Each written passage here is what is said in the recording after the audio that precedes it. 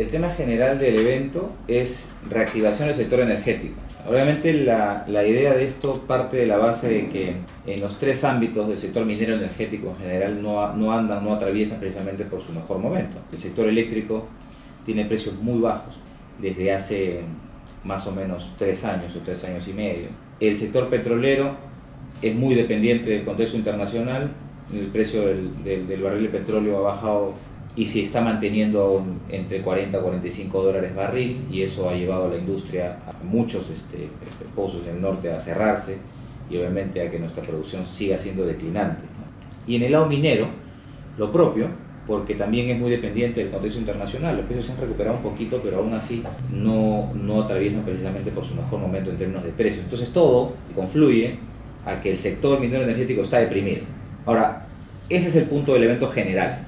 Dentro de ese contexto de reactivación, ¿qué hacer para reactivar el sector minero energético? Pasamos por cada uno de los puntos, ¿no?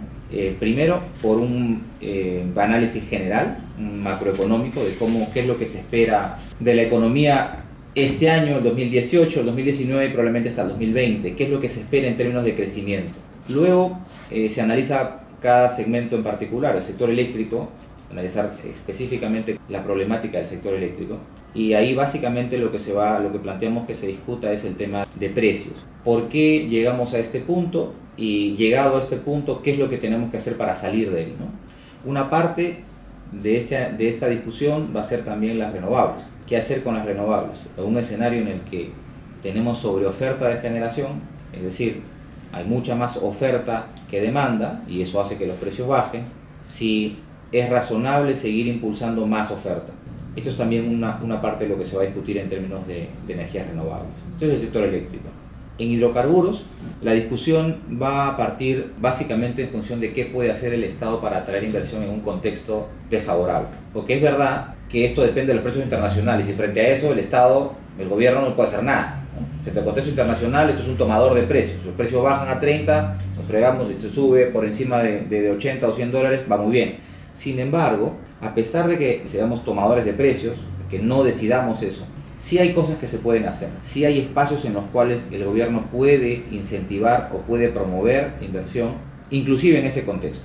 Pero en el caso de hidrocarburos hablamos específicamente del tema de regalías.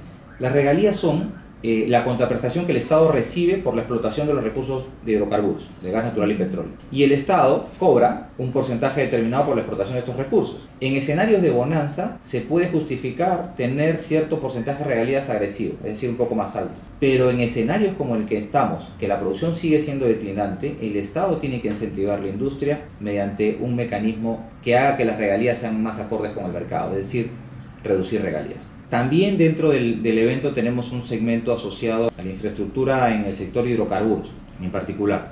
Y podríamos decir hasta 3 proyectos que son importantes y que están en los medios todo el tiempo. Número 1, el gasoducto al sur, que probablemente debe ser el proyecto más importante del sector energético en los siguientes años.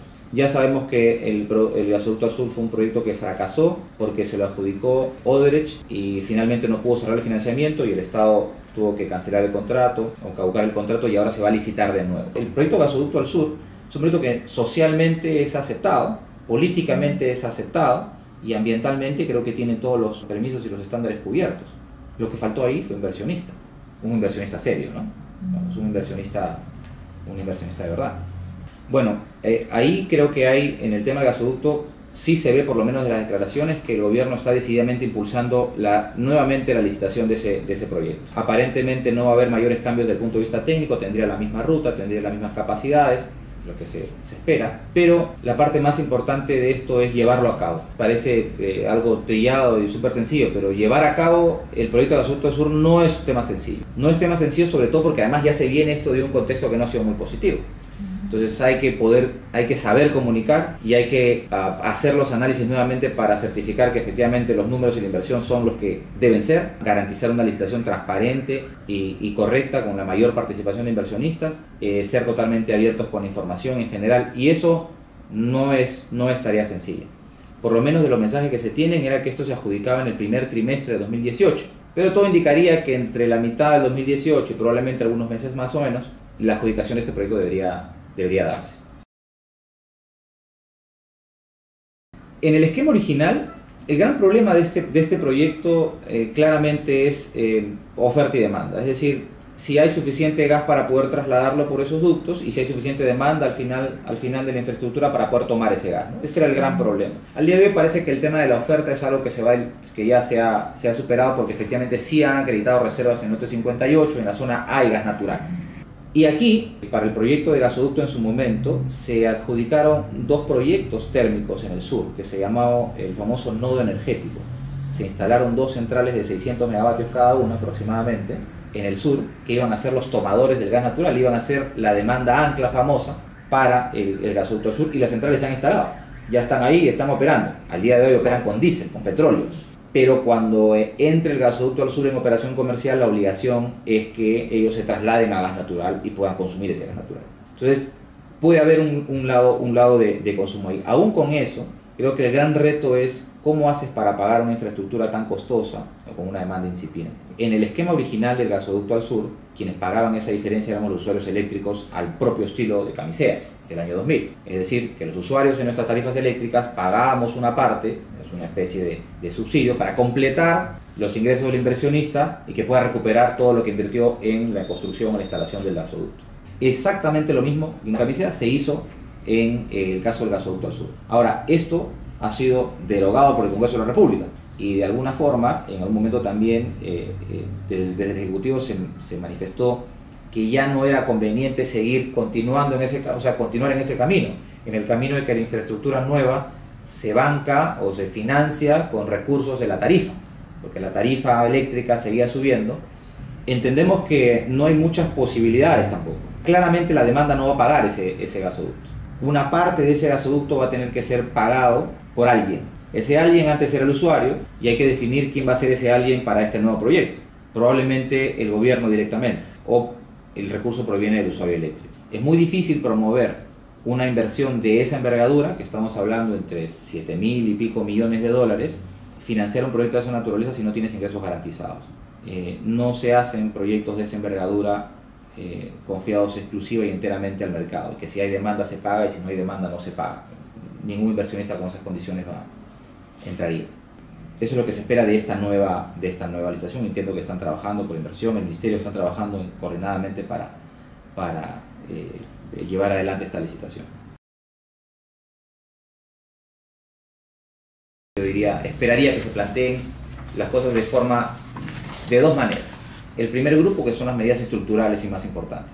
En las medidas estructurales, el punto es saber qué vamos a hacer para reactivar la demanda, para reactivar el consumo. ¿Qué se puede hacer del sector energético para reactivar el consumo? O el sector energético se cruza de brazos y dice, bueno, pues es lo que es, y así esperaremos, así nos quedamos.